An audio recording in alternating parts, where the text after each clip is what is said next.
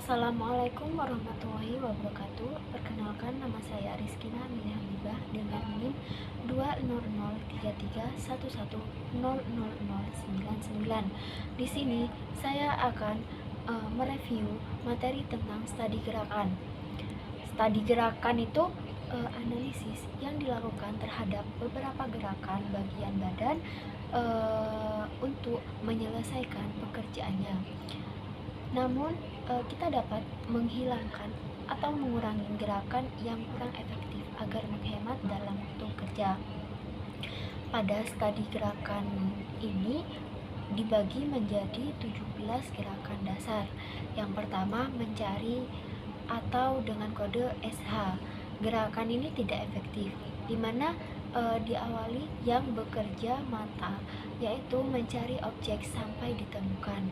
Yang kedua, memilih dengan kode ST, yang digunakan hanya tangan serta mata. Namun gerakan ini juga kurang efektif, sehingga dapat dikurangi atau dihilangkan. Yang ketiga, memegang dengan kode G, biasanya didahului dengan gerakan menjangkau lalu membawa objek. Namun gerakan ini efektif. Yang keempat, menjangkau dengan kode RE. Gerakan tangan berpindah ke tempat tanpa beban, baik mendekati maupun menjauhi suatu objek tersebut. Nah, di sini akan dimulai saat tangan mulai berpindah dan berakhir bila tangan dimulai berhenti. Yang kelima, membawa dengan kode M. Gerakan berpindahan tangan dalam keadaan dibebani, yaitu dengan didahului gerakan memegang, lalu dilanjutkan dengan melepas atau pengarahan. Yang keenam, yaitu memegang untuk memakai dengan kode H. Di sini dilakukan gerakan memegang tanpa menggerakkan objek yang sedang dipegang.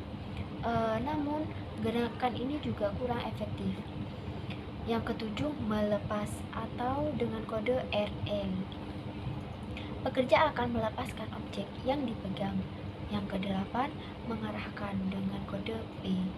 Biasanya di sini didahului dengan gerakan mengangkut dan diikuti gerakan merakit. Yang kesembilan, mengarahkan sementara dengan kode PP, yaitu suatu gerakan mengarahkan pada suatu tempat tertentu. Di sini tujuannya agar memudahkan pemegangan bila objek akan dipakai kembali. Yang ke-10, pemeriksaan atau dengan kode I.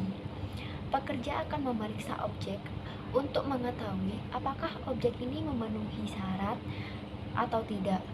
Nah, waktu yang akan ditentukan ini bergantung kepada kejelian operator untuk menentukan perbedaan suatu objek.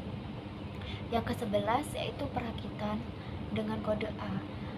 Dilakukan gerakan menggabungkan suatu objek dengan objek lainnya sehingga menjadi satu kesatuan.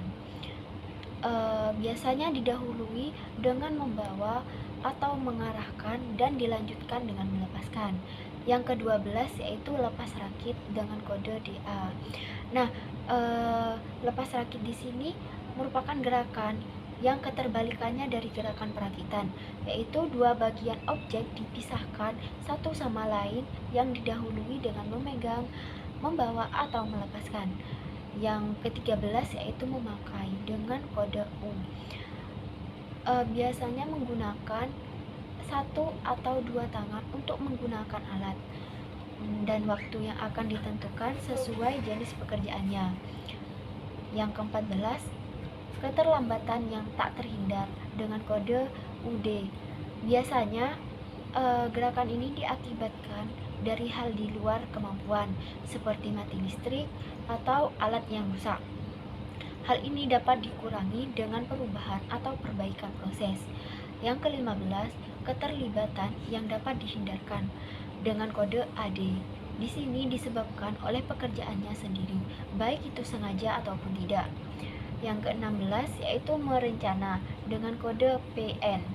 Yang ke-17 atau yang terakhir, istirahat untuk menghilangkan fatigue dengan kode R. yaitu tidak terjadi pada setiap siklus tetapi terjadi secara periodik. Adapun ekonomi gerakan. Nah, agar mendapatkan hasil kerja yang baik, perlu rancangan sistem kerja yang baik. Prinsip ekonomi gerakan yang ada 3, yaitu yang pertama dihubungkan dengan tubuh manusia dan gerakan-gerakannya. Kedua tangan sebaiknya memulai dan mengakhiri gerakan pada saat yang sama, dan sebaiknya kedua tangan ini tidak menganggur pada saat yang bersamaan, kecuali pada waktu istirahat. Yang kedua, pengaturan tata letak tempat kerja. Di sini diusahakan bahan dan alat disimpan di tempat yang tetap agar mempermudahkan saat pekerja akan melakukan atau mengambil sesuatu bahan atau alat yang sama. Urutan penyimpanan harus dilakukan dengan baik. Yang terakhir, perancangan dan peralatan kerja tenaga minimum saat menangani peralatan.